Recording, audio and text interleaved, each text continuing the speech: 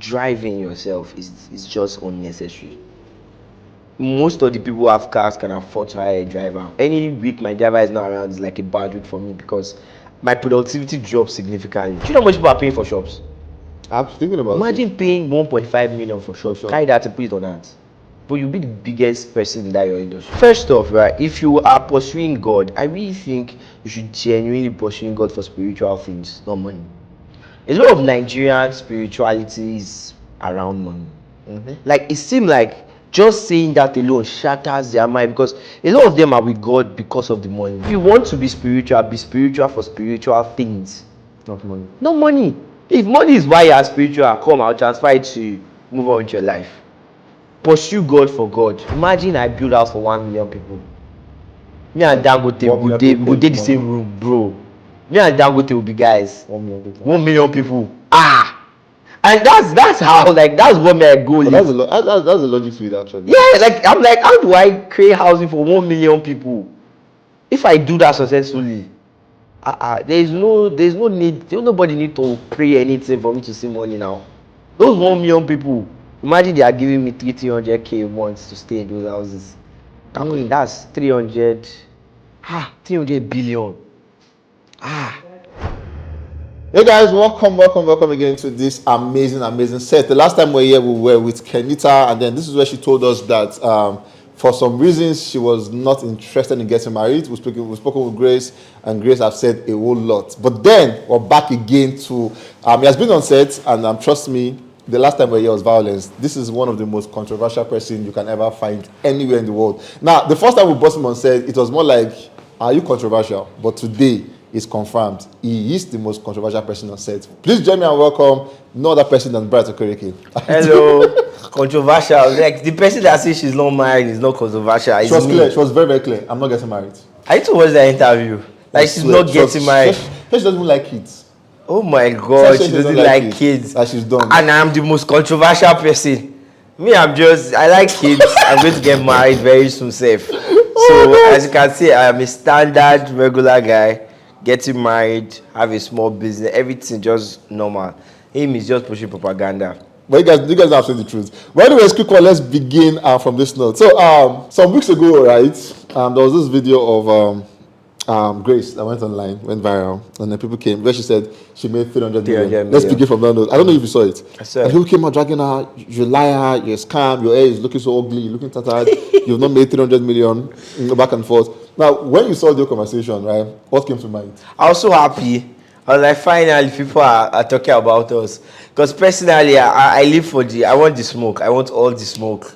I was very sad when I heard they took down the post. Yeah, that I wanted all the smoke. I wish it was me they were insulting. That way I would enter and we'll talk about it. Anyways, let's pick up from last time we spoke, right? We had a conversation about Rise Biz the last time, and I'm looking at everything. Rise Biz came, it was successful, and I saw a lot of report testimony. People were impressed. Like, even to date, I see people commenting and like, if you miss Rise Biz, I'm like, it's about post Rise Biz. Now we've done about 2 weeks past Rise Biz. Yeah. People are still talking about the experience and how it was, how you taught and all of that. Now, this is post Rise Biz. Is it the training? Yeah, the training. The training. I don't know why you call it post Rise Biz because it's still on, actually. No, I like it was an event, but I will not call that event Rise Biz. Rise Biz is like the whole thing that we are still doing till now. So I won't say post Rise Biz because Rise Biz is still on. Post the event. Post the event. Yeah. Post the event. So let's talk about Rise Biz. What is coming next for Rise Biz? You know what? I'm thinking of doing that event again. Okay. But in 2 ways, right? So I did not expect it to even go that well. Personally, I had prepared, but it was like I felt that 1 week I felt like a preacher. You know when they say you finish preparing and then you get there, the Holy Spirit will not take over from there. That's how I felt like. Because first of all, I wasn't expecting a lot of people to attend. Okay. I was not expecting that much. Then the one came, I talked. I was like, what are you even me? I don't think I can replicate what I said. Even though I know I probably would. Right? So what the next thing now is, first I want to put most of that online, so that anybody can be able to access it whenever. Then secondly, I want to do more of those trainings to because I noticed it's a good way to gather people and draw attention to what we are doing. So I want to use that to get. So hopefully there might be another one, either this July ending or early August. Yeah, we should do another one. Okay, so in case you missed RiseBiz the first episode, there might just be another one coming soon. So just keep locked in on us. You might just be getting a notification very soon. That end of July or 1st of August, you might just be on set again to have another amazing conversation with Bright or Kereke at the time. Let's move on to the next conversation. For some reason, I watched your reels about the weekend. Yeah. And then for some reason, like, it's quite you. Should I say fall in love with Rema new song? Rema! Is that laughter for me? Bro, do you get somebody pointed it out that's how I laugh? And then anytime I laugh, I notice that's exactly how I laugh. Let me watch that video. Stop. That's exactly how I laugh. It was weird, but this song is really nice. It's nice. They've even banned one of the videos I posted with that song. Oh, serious? Yeah, that June dump.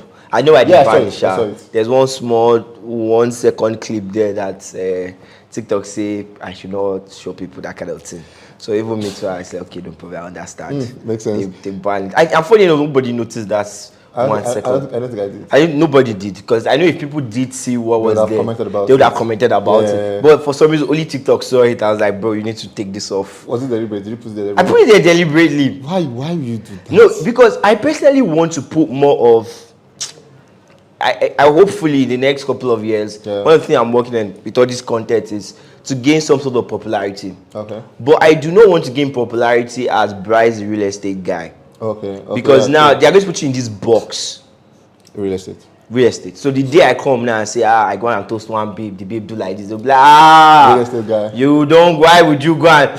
So they create a personality for you that is not you. True. So I intentionally want to make sure that as I'm building brand, creating content, I'm consistently letting people know that, see, nobody property I they sell. Sometimes I they go club, they spray money. Sometimes I do things that you people might think is not. It's not every time I'm wearing suit like this. Yesterday I was wearing earring, walking up and down in Lagos, just doing what people do in Lagos. Try to enter all those places, try to enjoy life. So I want to make sure I communicate that because I will not. I have looked at all the celebrities I know, and I know that I will not be the type to be speaking to you officially. I'm going to say it the way it is. If you drag me, I drag you back. There's no, I know they do decorum. I want to, look at Donald Trump. That thing has really helped him. It's why they can't cancel the guy. They can't actually. He has said the most outlandish thing that you'll be like, there's no way this guy just said this. So even when new things come up and they're like, oh, see what Donald Trump said, you just like, yeah, it's Donald Trump. Why are we supposed to? But if Obama dare say half of what Donald Trump say, his career is gone. He's in big trouble. Truth.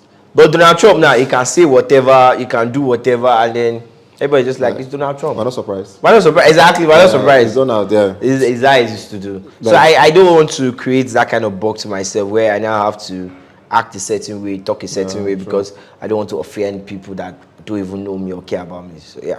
Sure. Anyways, moving on to this one, this is a bit dicey. I kind of saw it somewhere. Somebody said, you build apartment for people, which is actually correct, and you built so many apartments so far. Do you have an apartment you built for yourself? Yes and no. I'm currently building one, though I hate that I'm doing it. See, construction is such a painful thing that I will not do it for free. So now it feels like I'm building a house for free and it's pissing me off. But you for yourself? Yes. So you feel you should be paid for it? I feel like I should be paid for it. Wow. It's not worth the drama. If I had my way, I wanted to just buy a house. But I could not find a house that fits the specification I want. Oh. So now, even the building, I'm not even really putting attention there. I had an engineer. I had like 3 people to be on it before me because it's a whole house job. I cannot start supervising. Though I have some apartments in some of the projects we've built. But my own house that I built for myself, it's just now I'm starting it. And I'm not enthusiastic about it. I'm not, because it's just a necessary evil. Because construction is not... If I'm not getting paid, I don't want to do it. Like, imagine if they pay you like 100 million to build a house. You're now building one for free. Exactly. That's how it feels. Actually. Like I should be paid for this. Actually, when it is your house. Well, let's go straight to why we're here today, which is the most important thing. You've been everywhere saying a lot of things lately, and I bet you most persons did not agree with what you've been saying. Most persons what? They've not agreed with what you've been saying. Agreed. They've really not agreed with what you've been saying. So let's be taking it bit by bit. So what went up today? What you said in your word, I quote you. You said you cannot. You said don't do everything. Yeah. Don't do what you can pay people to do. Yes. Yeah, that's you said if you earn $1 million, don't do what someone earning 200K should do. Yeah. Right. So it made sense to an extent, but then the twist of this is, what if as a startup you don't have money to do everything? You can't pay people. Yeah. Can't you do it yourself? Yeah. If you're a startup and you can't pay people, I can understand. But the way it works is this: if you can't pay people, you will never be able to now like get the leverage to now be able to do the most important thing. Like for me, right? Like what I have as the goal for myself is to reduce what I have to do to like 2-3 things every day. And those 2-3 things, if I do it well, it will bring the most results to the company. So you have to be able to outsource as much as possible. For example, look at the things that I really want. Driving yourself is just unnecessary. Most of the people who have cars can afford to hire a driver, but they are doing penny wise, pound foolish. Especially if you're a realtor, because like me, I'm always on the road. Actually. Now, if I have to drive myself, it's one of the. In fact, if my driver doesn't come tomorrow, it's always any week my driver is not around is like a bad week for me because my productivity drops significantly. I'd rather be sleeping in the car than to be driving. I'll not get to the location, come and talk, then drive back. Away from. I met a realtor at the bank today, one of the biggest realtors in the country, and she was like, she left her office by 11. We both attended an event in Unilag, and she just gets to Unilag, it was like almost 3. So imagine she was the one driving for that 4 hours. Yeah, that's a lot. 4 hours driving. Will she be able to deliver what she wants to deliver there? No. So it saves you a lot of energy. So if you can, most times you can be able to, like dry cleaning my clothes. I started doing it when I couldn't afford it. I was not rich, but it was just better for everybody. Since I've started living on my own, so I had my own apartment, I've been using a cleaner to clean my house because, see, it's cheap. It's cheap compared to the time you use in doing those things. Before you know, you increase your earning, use that time to focus on stuff that will bring you more money. True. And one day you'll get there. One day you get there. So just in case you probably didn't get this, so in case you have a startup and everything, he said it's cool that if you do it yourself, it quite makes sense, right? Because it's a startup, but at the same time, if you can pay somebody to do it, please just do it. It makes you a lot of time and stress, and you make more money with it. Next one you said was when you said you see people complain about shop space. Yeah. That one got to me a lot because people complain about shop space when you can put your business online. Yeah. So are you actually saying don't do shop? I'm actually saying don't do shops. In fact, very few people need shops. Okay. Like very few people need shops. There is this guy's Edala, you know Edala now. Yeah, went for that Edala, event, right? I think they just got office space this year. They've sold at least close to $1 billion, and they just got office space this year. Oh wow! Like, what have they been doing? It's not like they won't have an official address, but they didn't have like a whole standardized office. Because guess what? When people come online to buy stuff, they don't care about your office that much. They want to see the property. They want to see what you are selling to them over there, your fancy ass location. Nobody cares. Since we've been selling properties, I can count how many clients have actually visited our office. True. For us, it was important because we are developers. But for most people starting out, it's not actually a necessity. There's hardly any product you will not get better visibility online than you will get in any location. What location is so good that will beat Instagram ads? Do you know how much people are paying for shops? I'm thinking about Imagine paying 1.5 million for shops. Carry that and put it on ads. But you'll be the biggest person in that your industry. We sell real estate and we don't even look. Last month, right? We spent close to 2 million on ads. We infused on ads more than we've ever before. Yeah. Notice that everybody sold last month. If you go, you see how much we made last month. The ROI is insane. Even though most of the ads did not convert well, even though there are some people there that their ads were just wasting of our money, yet the conversion was insane. So that's what I'm just saying. If you have 1.5, don't go and get shop. Carry that 1.5. Start Instagram account, load it. Oh my God. Do you know how much we sell with 1.5 million in ads? Thinking about it, you make more money. You make more money than shop. Way more money. True. Way, you can just use your house first. You make crazy money. So that's just what I'm saying. It's not like you might not later get. You get enough money that you will buy 5 shops safe. True. If you put that money on that. True. Now, still on this conversation, right? So we're talking about it, you brought my mind to something. I was going to talk about it, but by nature, now I'll talk about it. So last month, or early this month or late last month, you laid off 2 persons. I don't mention the name. How was the process for you? Like, I've seen people talk about how difficult it is to lay off staff and they don't want to do it, they like to avoid it. What was your thought process behind it when you told them to go? So when it comes to layoff, I'll tell you it's really hard. Yeah. I remember, I think it was having to fire people, I realized what they say, butterfly in your stomach. People used to make that expression a lot, have butterflies. Though they use it for love. But the first time I felt a feeling and it entered my stomach was when I had to fire somebody. Because it was gut-wrenching. Like, gut. That was the first place. I remember I was in year 2 or so. There was one guy I hired like this. I was paying him.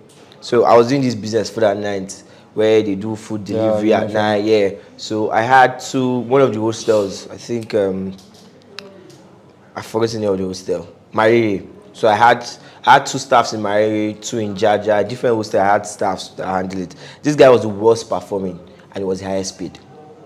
So among all people working for me, was the worst performing, it was the highest paid. But I could not fire him because I could not just put myself together to just do it. Time started going. It was taking I think he worked for 3 extra months. After I decided the best was to fire, but I just kept paying him. Then I read this book, How to Influence and Influence People. And I realized there's a way you can do it to make the person understand that it's not personal. Right? So figured that one out. I was able to talk to him. Since then, it's not like it doesn't hurt me, and I've also noticed that you also create chance for those people to do more with themselves. So sometimes people stay in a job just there and they are not doing well, and you don't fire them, not knowing you are holding them back from better opportunities. Because I've had cases where we fire people and they went on to do really great things in other fields. They found themselves and things like that. So, and also the money, please. I like to think of the company like a bank. And the way I see it is, imagine you go to a bank and then they start giving you excuses that, okay, you come, you want to withdraw. They're like, oh, the person that is here is not come today. How do you feel? Very much. You feel like, are you kidding me? What that guy's doing? Like, what are you... Exactly. So that's how I think of it, that my customer will not care if something... And with experience, I've noticed that if you leave people too long, they will screw things up. Like, they will. And funny enough, one of them was about to screw things up. This guy was selling products to people using the company's name. What is his account? Not even his account. We don't have the product. Oh. Like, he was selling plans we don't have. Telling people, come and invest 100K, I'm collecting 40K monthly. When have I ever 100,000, I will pay him 40K monthly. With the company's name, everything, like we're the ones doing it. So for me, when I didn't even see all this one before I fired him. Me, I just look at the numbers. Okay, see, this is not adding up. And then also so once I saw the numbers, there is no emotional blackmail there. Because same thing with my clients. When clients will see the numbers, they'll cut me off. Clients are brutal, guy. See, clients, they've dealt with me like this. They've dealt with me without conscience. So it kind of made me want to be more strict with how I deal with people too. Yeah, I know, they know they try. No, client deal with you. They go pity you. No, those guys are brutal anyways. Anyway, moving on to, I think we have just 2 more. And this one you talk about you doing everything. So not in terms of work, but like selling everything. Sell private jets, you sell uncompleted building and everything. But then it's also bringing back to this thing where they say, jack of all trades, master of none, but better. Better, Yeah. So if you're saying, don't do it, because I've seen a lot of persons who sell real estate. Yeah. They also sell bag and shoes. And that's an Instagram place. Yeah. Then it depends on their mood. They sell perfume in the afternoon. Like I know somebody who sells like all of these things. So if you have like 200 million to buy property, would you buy from that person? Hell no. Thank you. You say hell no. Not even no. Hell no. You clearly that person is not serious. Yeah, but it's also like you said, 200 million. But if I'm looking for let's say I buy perfume for a money I can let go. She's a girl. okay, she feel fine. I'll say, okay, let me just put my money. I could buy it. But then people like that also have it also brings sales. Like my point is, they also have clients they speak to and everything. And if it's not working for them, they would have stopped. No, not necessarily. Okay. Not necessarily. The thing is, it might be working for them. Okay. But when you have to define what working for them is, because most times what I notice people like that is, it's not like you don't sell. They make enough to make a living, but they never blow. They never like build a solid thing. Like for me, I'm giving advice for you to build a solid business, not for you to just make a living. And you don't want to be stuck trying to make a living every time. Yeah. In fact, it's a very bad idea. If your entire financial plan is to get to a place where you make a living, you would live a very horrible life. You need to look for a way to make enough money to be more than comfortable, to be sort of wealthy, that you cannot have more time. So it works if you are trying to make a living. It doesn't work if you're trying to build a solid income. For example, let's use Amazon. Okay. Amazon sells everything now. No, The way it works is focus is very important. When you are starting out, you have time. The resource you have is time, and you have time and skill. Those are the two things you might have when you're starting out. Okay. But more importantly, time. Time is like all you have. The more you use your time well, you make money. You will now have money, time, and skill. So when Amazon started, they sold only books for like the first 5 years. And it was deliberate because they had time. And for you to able to make impact, you have to focus that time and energy into something. Yeah. So if you start spreading too early, you can't make it. Now, when you grow and you now have money, you cannot afford to buy other people's time. So now, if I want to start a business, let's say I want to start a business in, though funny enough, I won't even start any business that's outside real estate. Let's say I want to start building, I want to start selling land. Okay. I can start a company selling land, and I'll never show my face in that company. All I have to do, I'll talk to one of my realtors and say, yeah, let's do something. I want to start a company selling land. Let's share it. I will fund it. You go and sell those properties. Blah blah blah. I will not have to put in crazy amount of time. I have the money, the network, and the people to be able to run that business effectively without it affecting my time. Now I can start branching. Sure. So that's the idea. So you start focus, and then when you get resources, you can start branching. Yeah. So not branching first, then coming. Bro, that one is just crazy. It can't even work. Yeah, it won't work. That's why you see agents that they've been in the industry. I remember when I was in one meeting, one agent was talking. I closed one deal in like 1998. I mean 1990 something, and I was like, God, how old was I? There was one deal even closed. They've never given birth to me then. But I can tell you that now, like this, I'm doing better in the industry than that agent. But it's probably because he's also he sells everything, he does everything. So it won't build enough focus in one thing for it to be big. So yeah. Anyway, before all of this set, the final one, the Odogu, the one that got everybody talking a lot, and this one actually got me talking. When I said, I was like, oh shit. Because I had to repost it, and bro, my church people were just in my DM.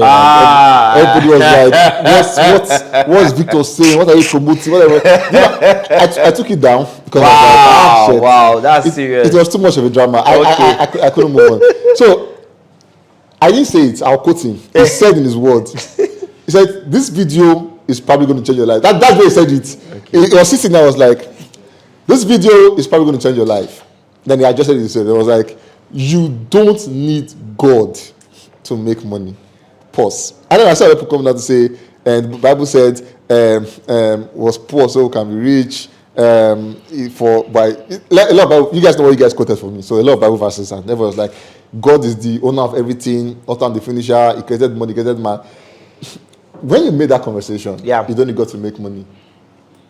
I've seen you make so many things. There was a video you made when you were still quite in business, where you're talking to people. You're talking to them like you gave birth to all of them. You face them. That video. You're talking, like, that's why you address people like, I don't give a fuck about you guys. You guys just get out. Like, bro, you guys are doing this thing like this. Let me make that video. What was the thought process? What was the confidence to say it? Knowing fully you're in Nigeria, everybody had a religious prospect. What I would say first, in fact, if I say my true mind, people will be I'll be in trouble. I cannot speak. If I speak, I'll be in trouble. I don't want to be in trouble. But this is a top person. So what even triggered the video was there's this Danny guy on Twitter, right? That did a video where it was like he doesn't need God's help. Somebody was videoing him, and he was like, oh, I'm rich, I don't need God's help. And the lady was just like, how would you say that? How would you say that? And it triggered a lot of internet craziness. It started dragging. Even to today, the guy is riding it, right? So the guy is intentionally instigating them, because guess what? He'll get paid a lot of money for a lot of works, because he has a blue tick. So now I realized that people don't understand what really happened, right? First off, right, if you are pursuing God, I really think you should genuinely pursuing God for spiritual things, not money. A lot of Nigerian spirituality is around money. Like, it seems like just saying that alone shatters their mind, because a lot of them are with God because of the money. Like, it's like you're with God for a transactional stuff. And they can't fathom that there are people who don't believe or have shared the same religious belief with you that are making money. And which is the truth. In fact, I've heard ridiculous story of people trying to justify why Dangote is rich. That he met one man of God. Oh, yeah. That he was a man of God. That is such a bullshit story. Jesus Christ. People just bring out story out of their ass and then share it, and then more people. Like, it's okay. What about Bill Gates? Bill Gates, Mark Zuckerberg, bring up a story for him too. He met one pastor. Like, because they cannot just fathom the fact that it's a value thing. And it's why most of them lose it. See, you either face the truth as it is, or stay with a comforting lie. If you stay with a comforting lie, you'll be happy, but you'll be miserable long term. True. If you face the truth, you'll be miserable short term, but long term you'll be happy. Money doesn't come from heaven. It's the fact all of us should know. You know why, to me, it's so painful and annoying? Because it makes people poor, right? Now, if you want to operate this your phone, you don't for once think about praying or consulting God. You just press it, it comes out. And it's similar with money. Money has like a system. You can learn it. You can actually go and learn how to make money. And okay, these are the ways. It's what led me to entrepreneurship. I saw that entrepreneurship is just a way, it's the only, businesses are the only thing that create money. Government doesn't even create money like businesses. Government money is supposed to come from taxing business. Just that some countries, they would rather just print it. Just go to CBN and just print it. Print and that one will just cause inflation. So if you want to genuinely create money as a country, you have to have a lot of businesses generating money, or you as the country be involved in some business, like the way Nigeria does oil. It's like a business the country runs. So that's how money is generated, by exchange of value. Things like debt, that's how money is being created. Like, I went as far as learning origin of money. It's so, like, once you start studying money, you realize that there's no mystery with it. It's not mystical, it's not spiritual. It's a thing. It's a thing. Like, they taught us in school, but I don't think, a lot of people must have forgotten the story how money came. So gold was what people were using then. Then they were storing their gold with banks, well, what we call bank today, because moving gold around is not easy. It's not an easy task. Later they figure out that, okay, once you drop your gold with them, they'll give you a receipt that, okay, you are the owner of this gold. After a while, people figured out that instead of me, whenever I want to buy something, I will go collect my gold and go and buy the thing. Instead, let me carry the receipt, give the person. So let's say I have a receipt for 10,000 gold coin. I want to buy something of 10,000. Instead of me to go and carry the gold, come and give you, I'll give you that receipt. So you take that receipt and go and collect the gold when you're ready. So they started doing it. The people with the gold now realize that nobody's coming for their gold. They're like, this makes sense. They started borrowing out the gold. Started giving the gold out for loan. So people will come, pay back with interest. This is like real banking. This is exactly how banks started. Genesis of banking. The traditional banking. Then after a while, they're like, okay, you know what? Let's just be using just the notes. So they now had different denomination of that receipt. So if you watch Bridgerton, have you noticed that their money is very big? Very big, yeah. I saw it in Bridgerton until it just hit my head. It was gold receipt. The money in Bridgerton is like, it's like A4. It's like A4 size. Yeah. And it's real. Those guys were, because then it was not like money note, it was a receipt, it's a document. Yeah. So it was a document for a gold you have somewhere. So you just pass that paper like a certificate around. From there, we were like, oh, this is a good idea. This is a nice concept. Because before we was trade and barter. Before, we're like, okay, we should tweak this, make different denominations. And that's how money came about. And over time, Later, then there was this thing with one of the presidents, I think Nixon, I don't know, one US president. They eventually removed gold standard. They cut the ties between gold and money. So they now made money independent on its own without any affiliation with gold, because they were having issues paying back. So people were bringing back these receipts and they don't have the gold because they've traded it too much, and there's no gold again. So they removed the gold standard, money became a thing. Now it's now backed in USD. So now instead of gold, most countries use dollars to back up their money. So it's why US economy is doing so well. So this is, when you read this and you see it, it demystifies the whole thing. So please explain to me why JP Morgan as a bank is moving trillions of dollars every day. If you hear their CEO talk, say we transact up to $10 trillion daily. We bank different governments. We bank the US. Listen to that man talk about trillions of dollars. Did you see him say God did what? No. Is it God that gave him the money? Not at all. Like, let's be real. That's the truth. If you want to be spiritual for spiritual things. Not money. No money. If money is why you are spiritual, come, I'll transfer it to you. Move on with your life.